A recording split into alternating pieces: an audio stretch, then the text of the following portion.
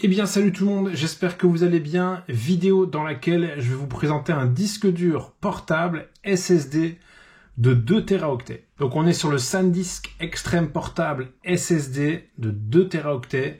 Disque dur que j'ai obtenu à moins de 140 €. Oui, donc c'est un excellent prix. Et c'est pour ça que je vous mets tous les liens en description et dans l'espace commentaire pour le retrouver au meilleur prix. Alors, il faut savoir que c'est l'Extreme Portable SSD. Il existe également en version Pro, mais qui est évidemment plus onéreuse. Ici, on est donc sur un disque dur SSD extrêmement portable, on va le voir juste après, qui promet une capacité de lecture allant jusqu'à 1050 MB ou de 1000 MB en écriture. Donc, c'est vraiment assez incroyable et c'est ce qui nous a intéressé, d'autant que la capacité de 2000 Go est absolument colossale pour les 135 € payés. L'idée de cette vidéo, c'est de faire un petit tour du package, de le déballer et puis on va tester la vitesse d'écriture et de lecture sur le PC. Donc sans plus attendre, on va le déballer, comme ça je vous montre directement ce qu'on va pouvoir trouver à l'intérieur. Alors vous le voyez bien, le disque dur est tout petit. J'imaginais sincèrement qu'il était plus grand que ça. Regardez par rapport à ma main.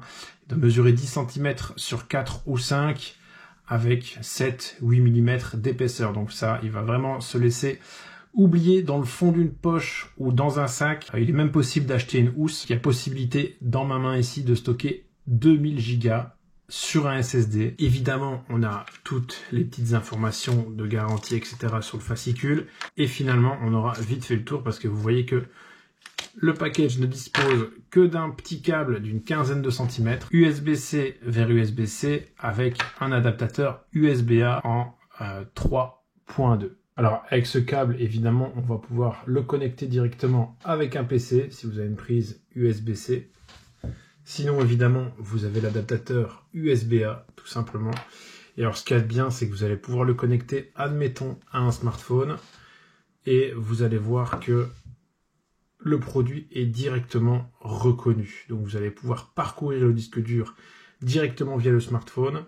Et ce qu'il y a de bien, c'est qu'évidemment, toutes vos photos du smartphone, vous allez pouvoir les copier et les coller sur le disque dur ici externe sans devoir installer quoi que ce soit sur le smartphone, uniquement via le gestionnaire de fichiers. On se retrouve sur le PC, j'ai connecté le disque dur SSD en USB-C sur mon boîtier directement, donc je suis sous Windows 11 et du coup le disque dur a été reconnu de manière instantanée. Donc le disque dur ici apparaît côté gauche, côté droit j'ai placé des fichiers tels qu'un film de 10 Go et un dossier contenant plus ou moins 1000 photos au format JPEG et RAW et pareil, on a 10 Go à ce niveau-là. Alors on va regarder un petit peu les propriétés donc du disque dur que je vous présente. Donc on a un système de fichiers en exFAT. Donc voilà, c'est le format de fichier le plus récent qui va être compatible avec Windows, Linux, Mac, mais aussi compatible aussi avec les consoles telles que les PS4, PS5, Xbox One. On pourrait éventuellement reformater le disque dur.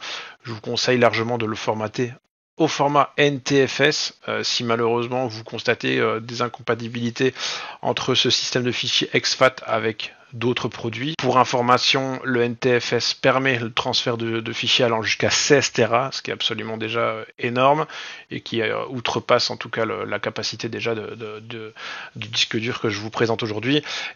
Et le exFAT est encore plus intéressant parce que lui va permettre le transfert de fichiers de 128 pétaoctets. Donc c'est infiniment plus gros que les 2 Tera là que je vous présente. Pour formater un disque dur, on va cliquer droit sur le disque dur. On va cliquer tout simplement sur formater. Vous connaissez certainement, une petite fenêtre s'ouvre, on va pouvoir venir sélectionner le système de fichiers dans lequel on veut qu'il soit converti. Je conseille dans ce cas-là de décocher le formatage rapide et donc de le formater si vous le voulez. Moi je vais le laisser en exFAT pour l'exemple. Alors petit détail par rapport évidemment aux fichiers qu'on retrouve à droite qui sont donc sur mon disque dur SSD de mon PC. On est sur un disque dur SSD Crucial P2 donc directement connecté à la carte mère et qui permet une lecture allant jusqu'à 2,5 gigas par seconde, donc c'est déjà costaud. et 1,8 gigasecondes en écriture. Donc à ce niveau-là, on est déjà au-dessus des capacités promises pour le SSD que je vous présente dans cette vidéo. Donc en principe, ça devrait bien se passer. Alors au niveau du film que je vais transférer, donc gros fichier, unique et gros fichier, donc d'a priori, d'à peu près en tout cas 10 Go, donc on a 9.87.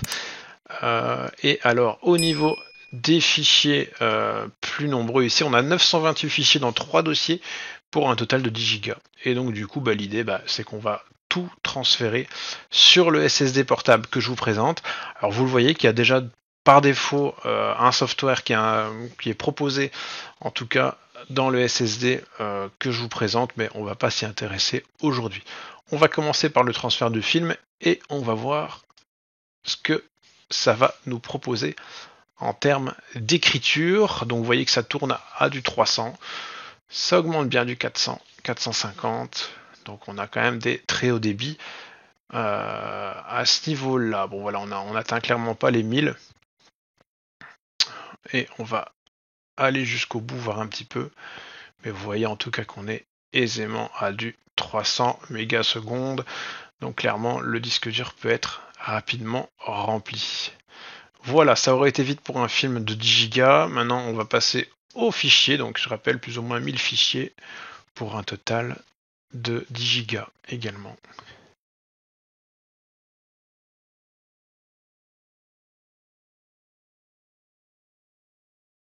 On voit que ça va également vite. On est toujours dans du 300 mégasecondes. Allez, un peu plus, on va dire 320 mégasecondes de moyenne en écriture.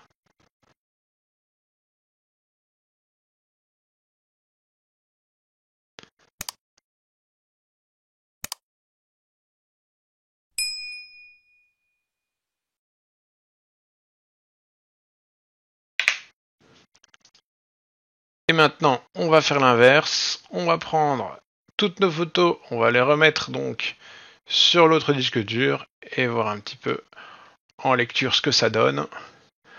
Donc là, on a un débit bien plus élevé. On est à plus du double jusqu'à présent, 700 mégasecondes.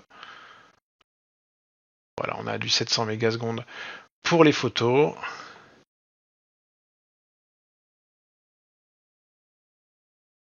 Et donc maintenant on va transférer le film, voir un petit peu le temps que ça prend et surtout le débit.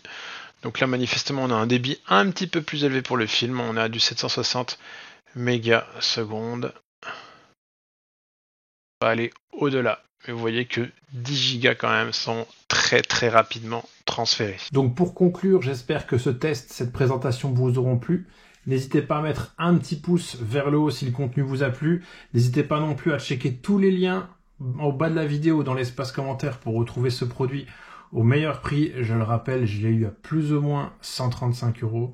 Une aubaine que j'ai saisie. C'est important pour nous de garder nos photos, nos vidéos, tous nos souvenirs. Et clairement, avec 2 Tera, on a largement de quoi tenir quelques temps. Je vous dis à bientôt pour d'autres vidéos. Salut!